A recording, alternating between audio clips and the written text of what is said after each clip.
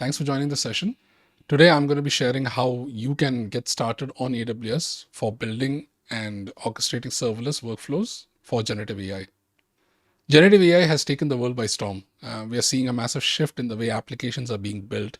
A lot of this is through consumer facing services that have come out like ChatGPT by OpenAI, Claude by Anthropic. And we are able to see and experience how powerful latest machine learning models have become. Generative AI is a type of AI that can create new content and ideas, including conversations, stories, images, videos, and music. Like all AI, generative AI is powered by machine learning models. But generative AI is powered by very large models that are pre trained on vast amounts of data and commonly referred to as foundational models. Now, throughout this session and also in conversation that you'll have out there, you'll see foundational models being interchangeably used with LLMs, large language models.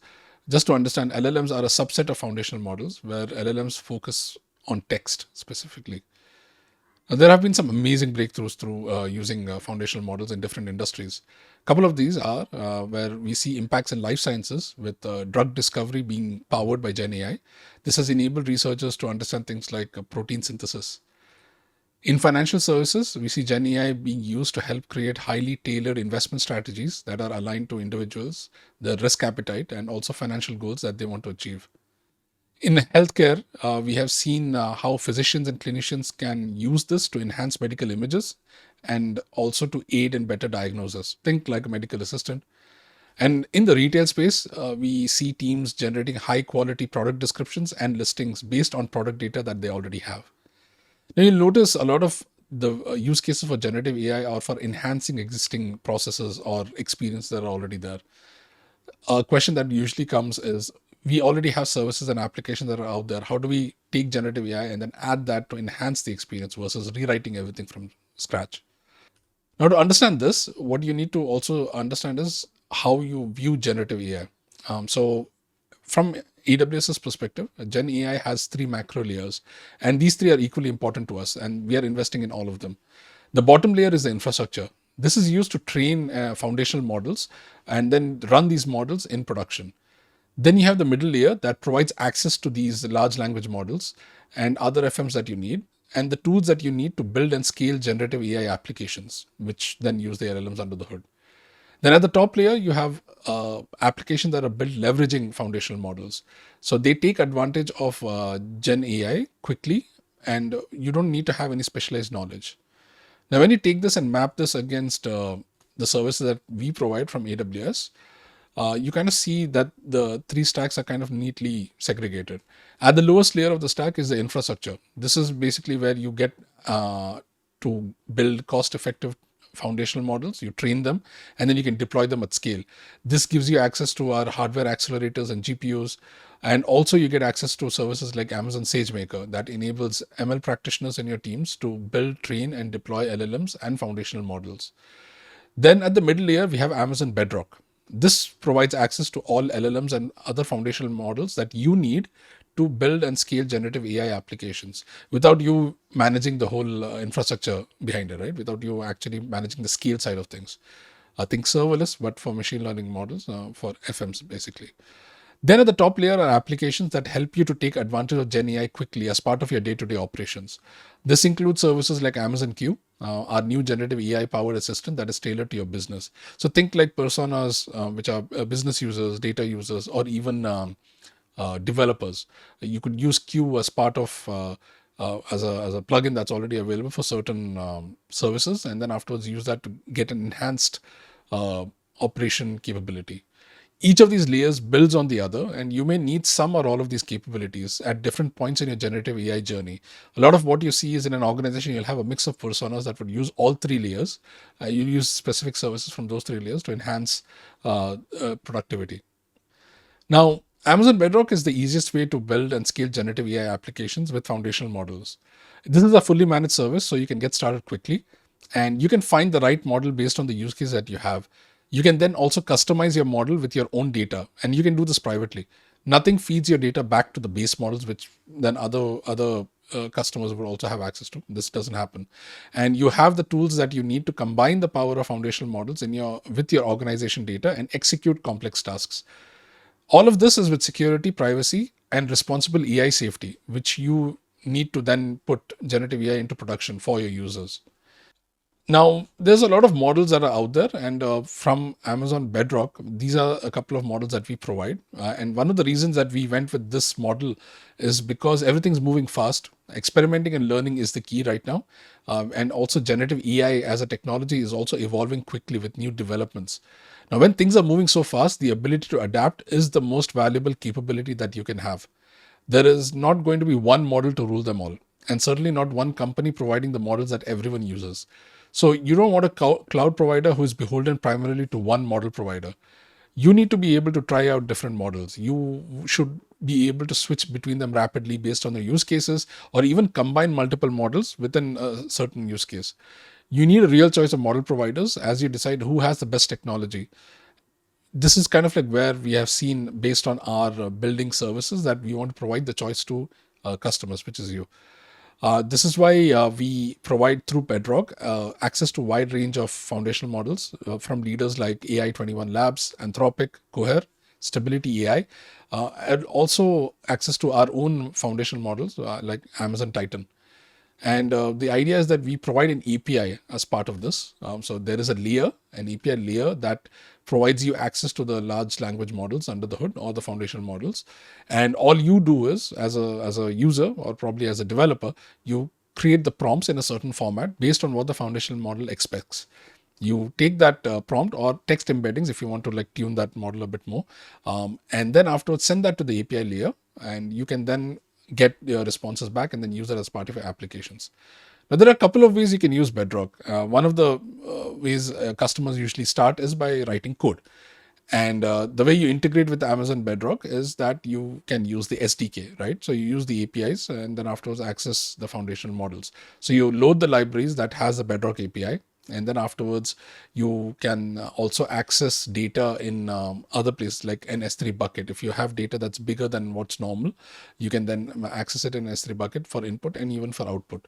You can then prepare the input and then handle the JSON to string convert, and then afterwards decode the responses. If the return data is an image of sorts, you can then store that in an S3 bucket. Then if you have retries, then you can do, you'll have to do retry logic inside. And then afterwards, if you have any errors, you may have to have a certain condition. So on and so forth. You kind of get the idea of what happens with code in general. Now, this is what the code would look like. But how do we actually look at providing simpler integration without writing a lot of code? And for this, you need to also understand the whole idea of sequencing, right? How do you coordinate between multiple services? Because a lot of organizations don't just have one specific app. They would have probably a plethora of apps that power their business. And you want to understand how these services are going to talk to each other in a reliable and understandable way. Because business processes usually exhibit different patterns based on, the inputs that are coming in and what needs to be accomplished. Sometimes things need to be done sequentially. So in this case, let's say you have a number of Lambda functions. So we'll use Lambda as a proxy to understand this for different services. So you have a Lambda 1 and then you have a Lambda 2. Now this is easy enough because you can have these in sequence. So Lambda 1 invokes Lambda 2. But what if you have more than two Lambda functions? What if instead of calling Lambda 2, you need Lambda 1 to also call Lambda 7 before calling another service or before calling a foundational model in this case? Now, if one of these services or functions fail, there's no easy recovery mechanism, and reprocessing previously executed steps becomes difficult. So we add some persistence inside. That's the next step. You have persistence because you have all these executions happening behind the scenes.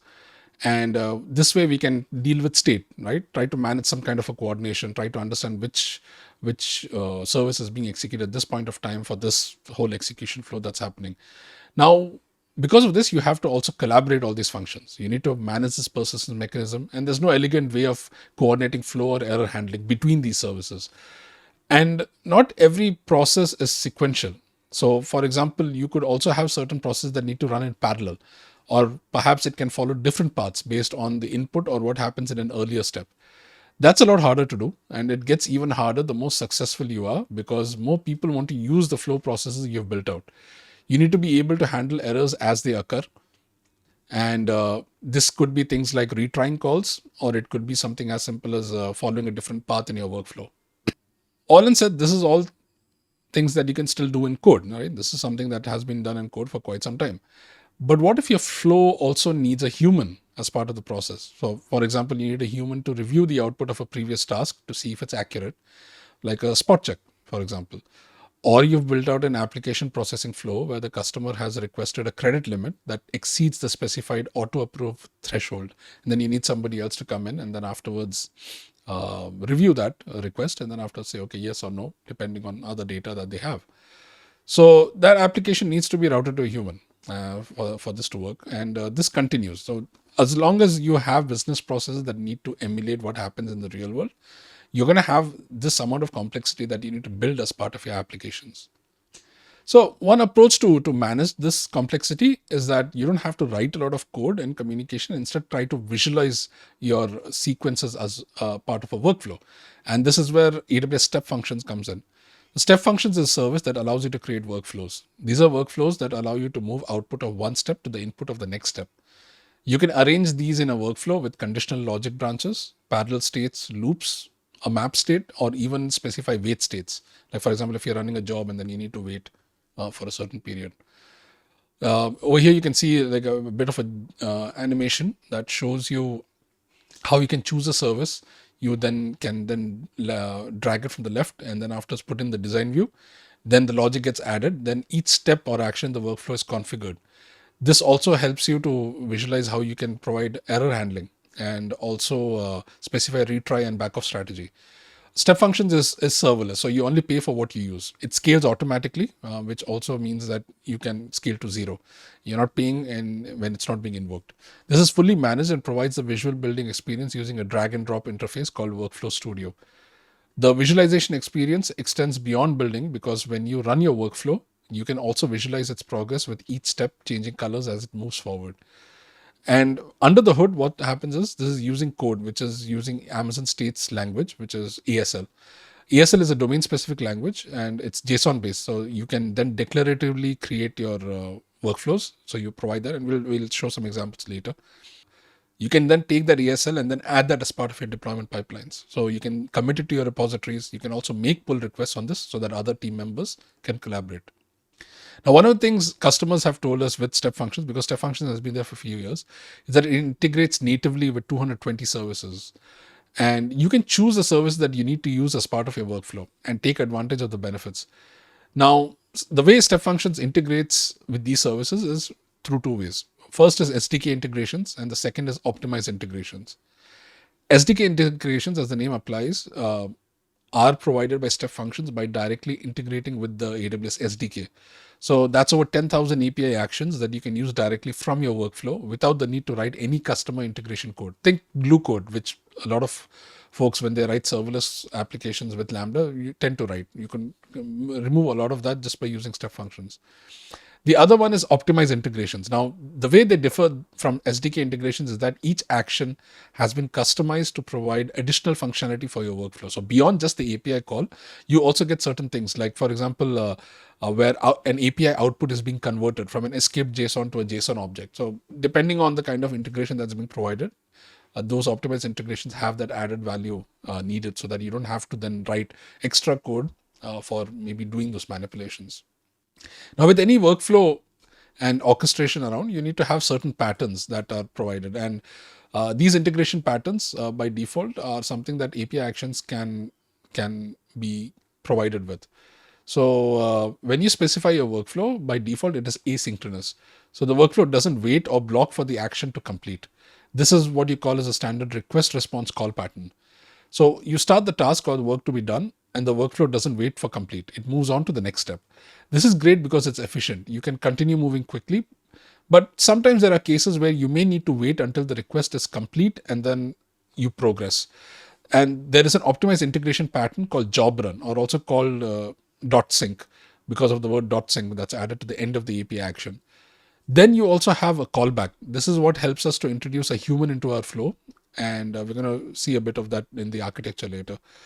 Now, with these integrations that are available, you then have an idea of how you can take a business process and then afterwards integrate that across. But just to understand why this is important, let's take an example of a standard serverless application. and show you why direct integration actually makes more sense. So here's a classic example. You're querying a database. So we have a Lambda function that needs to get an item from a DynamoDB table. So from a code perspective, what do I need to get started? I need the import AWS SDK to interact with the table. Then I need to set up my parameters to tell DynamoDB what table I need to interact with. So this is like the table name, the partition key, the sort key. And then I set up my query so that there is a try catch block, and then I return any errors.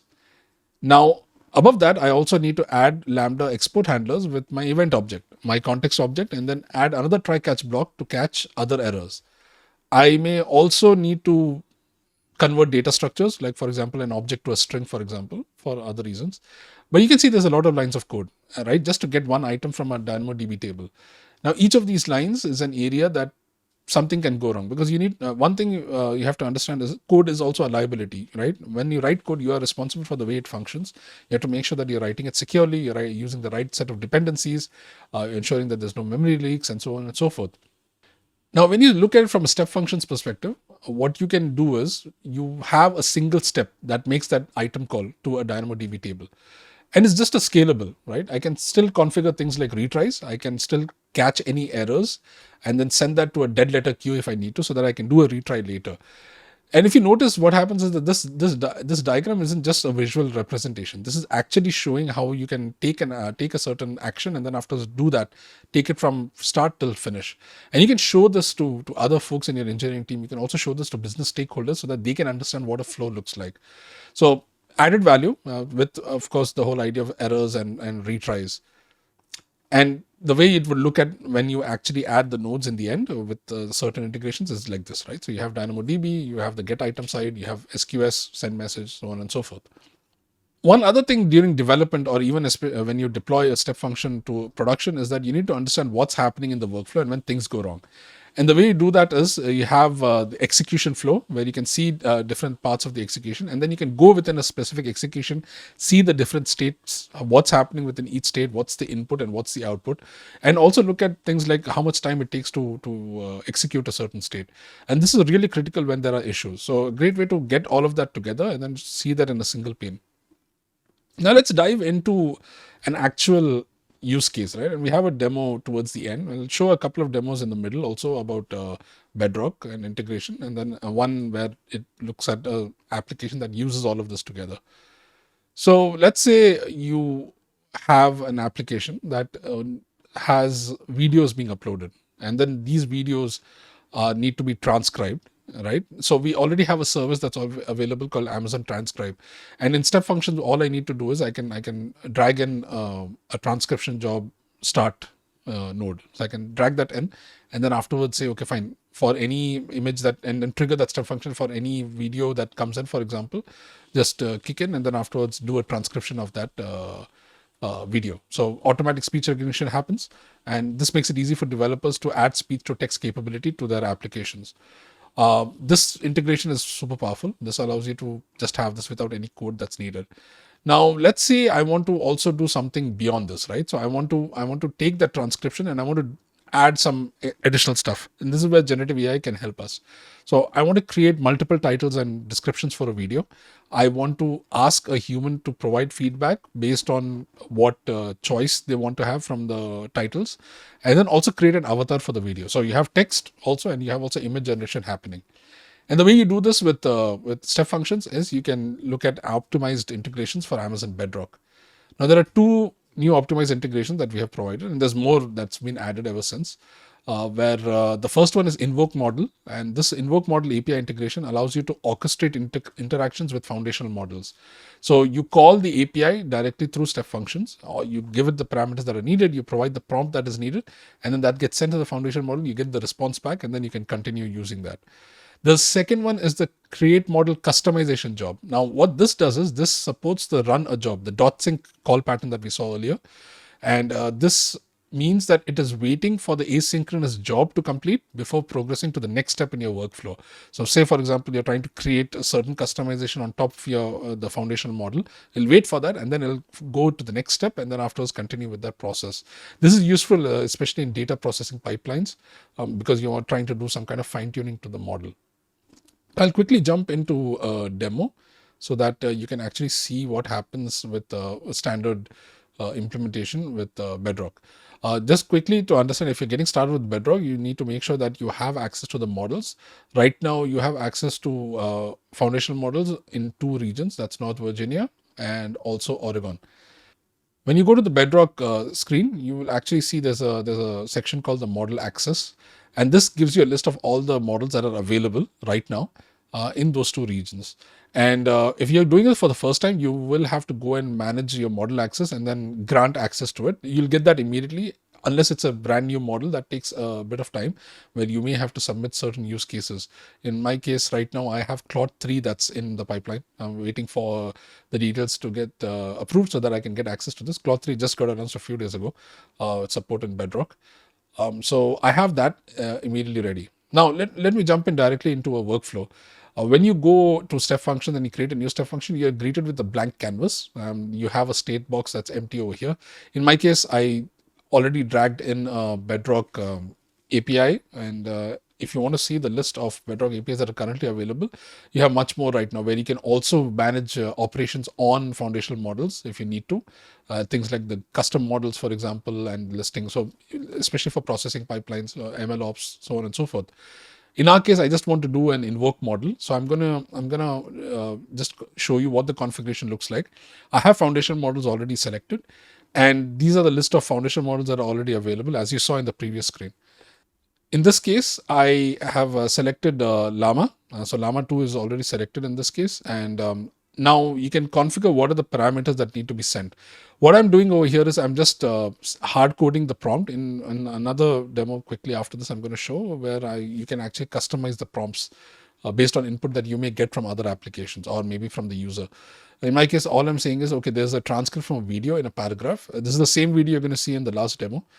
This is an interview between Amazon's CTO Werner Vogels and ex-Amazon CEO Jeff Bezos. This is from 2012, so 11 years old. All it does is it uses this transcript, and then I'm asking it to provide a summary of this transcript. So what I'll do quickly is I'll just do an execution, and we're going to see how it looks like when you do an execution. I'm not passing any input. It's optional because I've already hard coded the prompt over there. Once I run this, and within a certain execution history or a certain point of execution, you can see the actual path. You can see what are the different steps that are being executed. And with Bedrock model already done, in this case, you can see that the input just it was an optional input, so that got sent out. And here's a summary that's come back from Llama 2. This is basically a summary of the transcript. It gives an example of what Jeff Bezos mentioned and what's the whole organization working on towards. This was 11 years ago. You also get other parameters like how much prompts were taken and generation token. All in all, without provisioning any large language models, without you actually managing the scaling side or even provisioning a large language model. So pretty cool. And the other thing, what you'll realize is with step functions, you also are able to view the different states and how much time they took to execute. So really useful, especially if you want to debug certain things. If there's any failures, that you get that also over here. You can actually see those errors over there. Now, another powerful way of showing what Bedrock is capable of through step functions is chaining. And this is another demo application. What this does is this emulates a certain conversation that you can have with a text, with an LLM, with anything that's doing text, right? So, for example, you have a chat interface, and with any large language model, you have to always provide the context of, especially the history of the conversation that's happening, so that the next one can then understand the next conversation, or the response can be based on that conversation from before. So, in our case, what we are doing is we're creating a chain. And in this case, I'm leveraging another foundational model called command text from Cohere. And what this does is this is reading a prompt. So it's going to read for the prompt from the input. So when you invoke the step function, you can actually have a look at what are the different parameters that are there in the object, in the JSON body, and then afterwards you can pick that out. In our case, what I'm doing is I'm just saying, okay, $.prompt1, send this as a prompt, and these are the maximum tokens. Now in this case, you'll see this is a different syntax based on this model versus what was there for Llama 2. And all I'm doing is I'm adding the result of this conversation back to the initial prompts that are coming in, so that we have context throughout this conversation. And now if I just go in and execute this, I'll just copy this from a previous one because I want to pass a similar input. I'll just do an execution over here. In my case, I'm passing 3 prompts as part. If you notice in the state also I had 3 of them. And all I'm doing is I'm saying, okay, name a random city from Southeast Asia. Just want you to give some information, provide some description for it, and then provide some more description for it. So let's start the execution. And as you'll see, as the execution progresses, you're going to see all these states changing the colors based on how the foundational model is responding. So the first result is already in. So it says, okay, here is a random city from Southeast Asia. So it picks Ho Chi Minh from Vietnam, packages that in as part of this. Result one is already added in, and then afterwards sends it to the second conversation history. You'll see conversation result two. Here are 2 interesting aspects of the city, and it mentions certain parts of this. And then invoke model with 3, and the output over here is that it takes in certain part. Now, with large language models being non-deterministic, a lot of times you have to be careful with how you send your prompts and then ensure that the context is remaining. Now, in a previous execution of the same workflow, I was able to get the third prompt and also make sure that it continues with the city, which was previously Ho Chi Minh. So what I would probably want to do is I would create my third prompt in such a way that I emphasize it clearly that this is the city that you're able to you're supposed to use.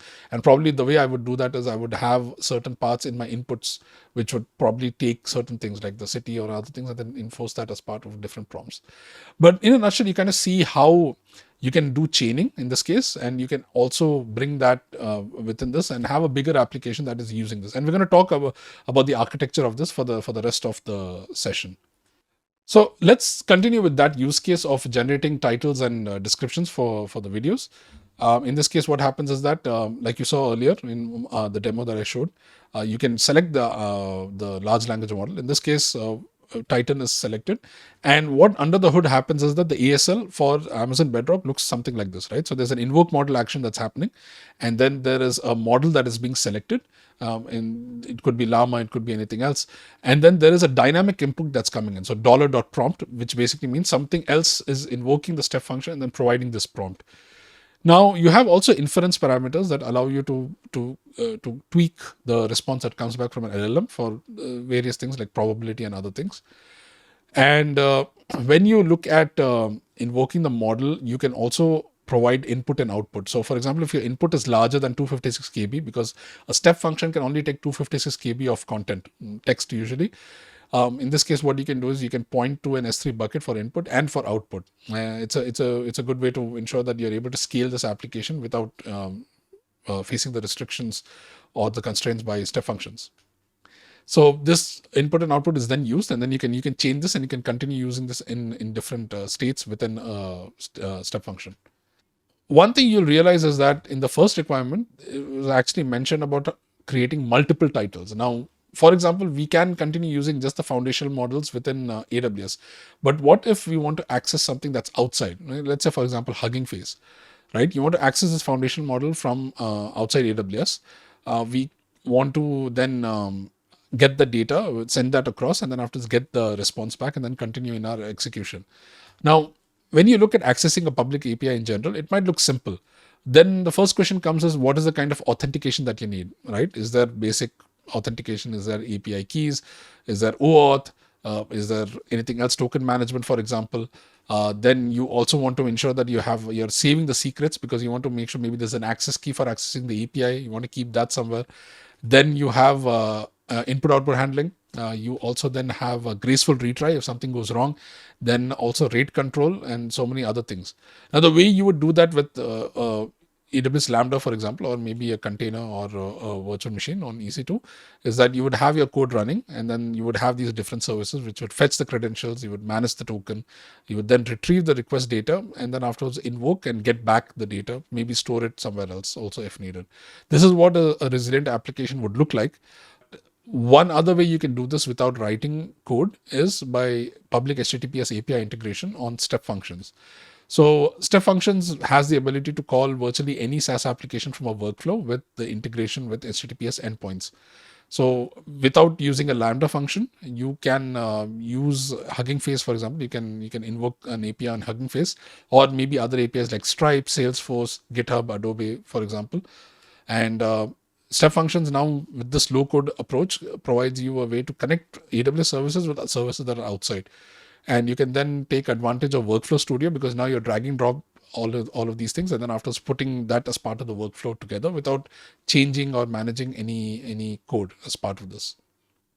So with such requests, you can actually then put in your JSON object, and then in the request body, you can then mention, okay, this is the kind of data that we're sending, and this is what we are trying to retrieve back as part of that transformation.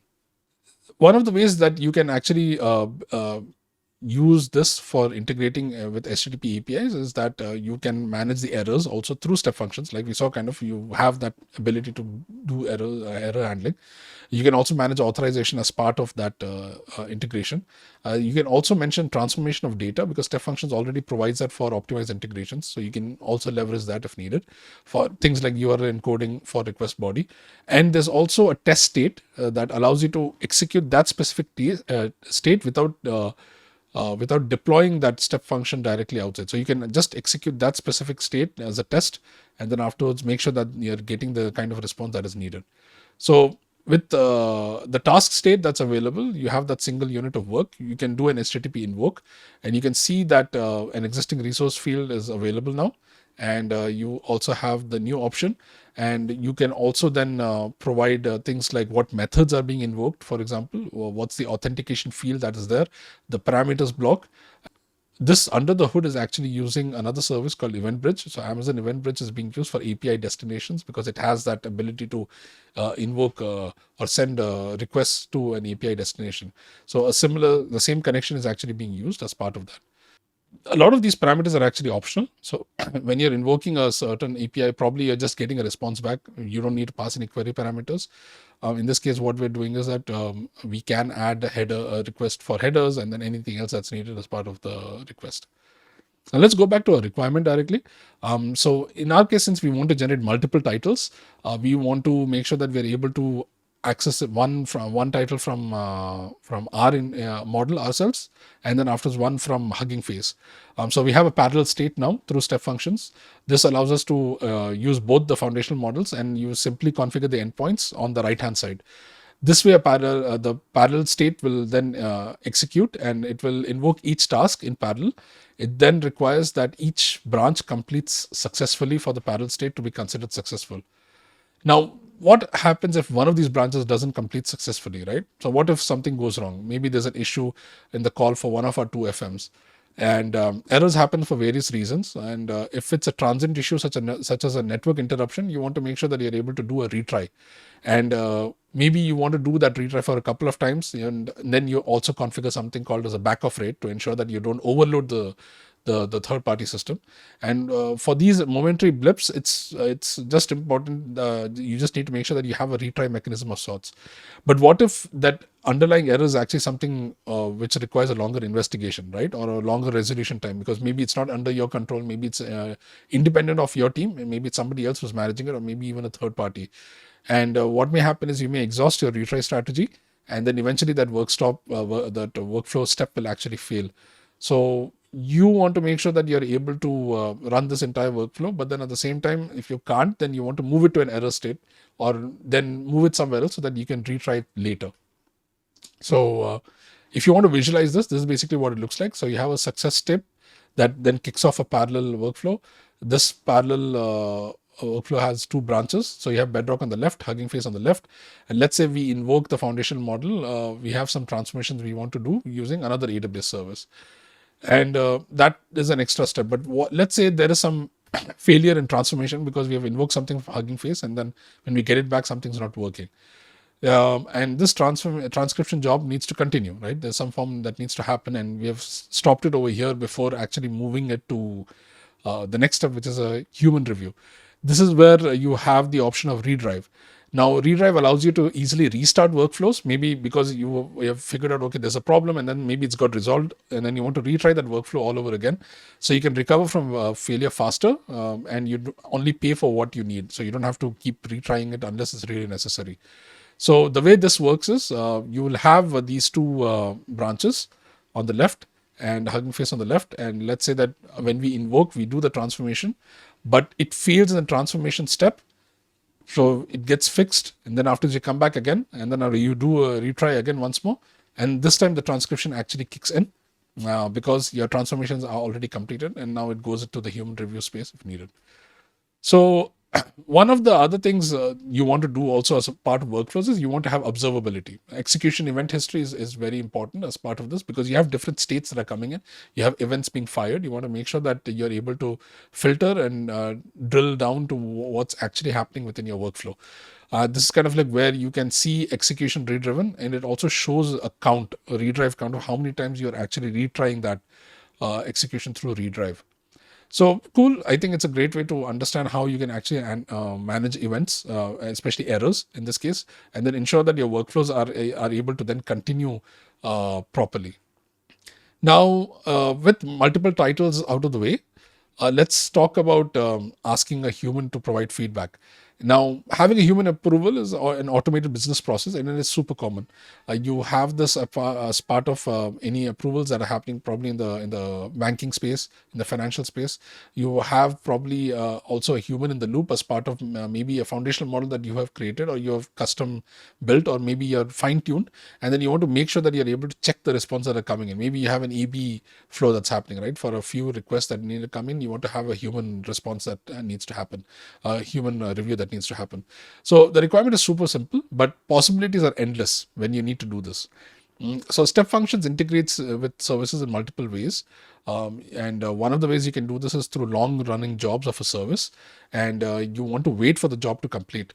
And we'll use this integration pattern to achieve this requirement.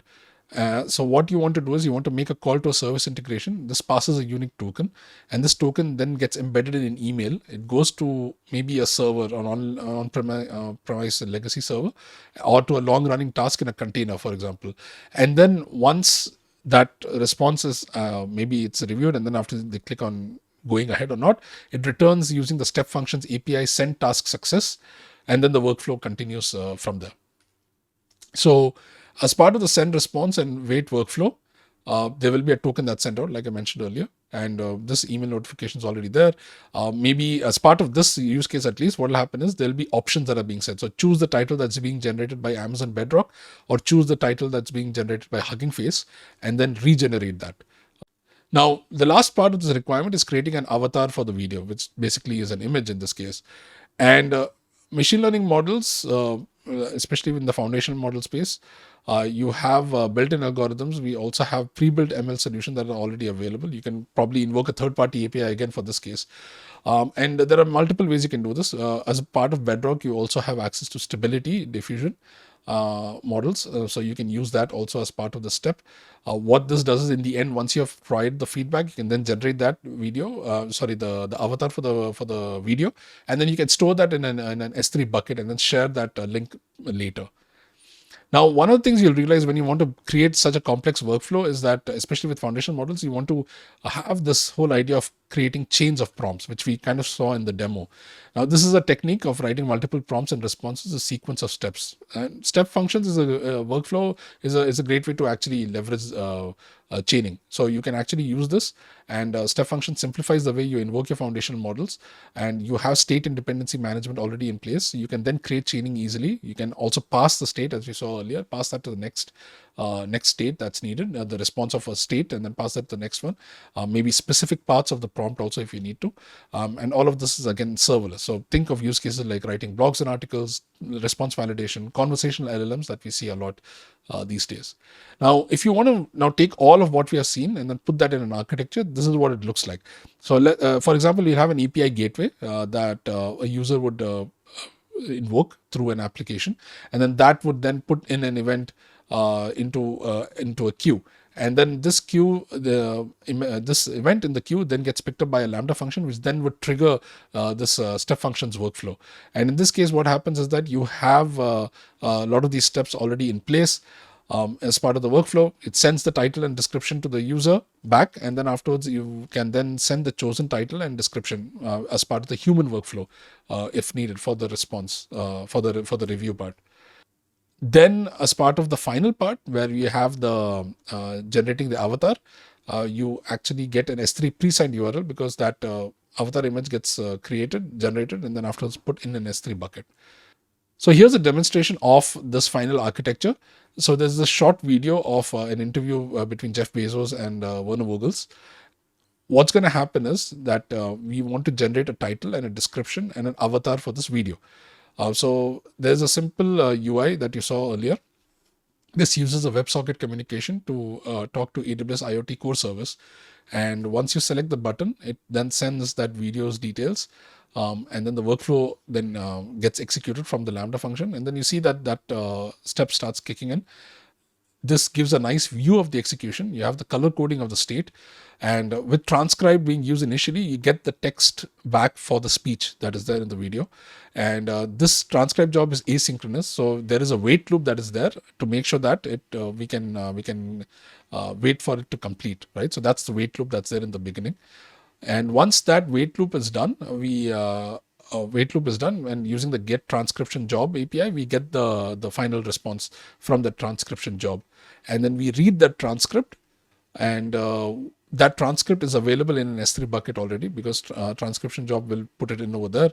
And then once that is read, it is then passed down to this parallel execution. As part of the parallel execution, we have these two calls that are being done to one to bedrock, one of the foundational models in bedrock, and then one to Hugging Face. In this case, we're just keeping it simple. So we want to just make sure that we're able to execute this back. And we want to then get user feedback. Now, quickly, just to show you what the outputs look like. These are the inputs that are coming in. This is the transcript that's there. The prompts, you kind of notice that the models that are being invoked is also there as part of that. Here are the parameters. Here's the conversation that's happening with the video and the S3 bucket URL for the video and other things. And there's a task token that's already there. This is part of the review flow that is being invoked. So we have this task token that's being sent to the page. And this page is basically where someone can actually go in and then say, okay, do they want to select this title, the first one, or the second one? So we select one of the titles, and then afterwards it goes down, and then it creates an avatar as part of that title that's created. It sends that as part of a prompt to one of the foundation models, so stability in this case. And once you have that, that gets displayed over here, and that's an avatar that is used. Now, for example, the team that uses this can then copy this image and then put it in, because it's already there in S3 bucket, or probably it gets picked by another flow that then is used as part of their content publishing pipeline. Now, to know more about how you can build applications like this, there is a sample that's already available that has different use cases. It also covers things like the error retries, it covers prompt chaining, and all the other parts of creating a complex workflow with step functions for generative AI. So have a look at this resource, a great way to do this, and also with the blog posts that are linked as part of this resource. So with that, I would like to thank you for attending the session, and have a good day and rest of Conf42. Thank you so much.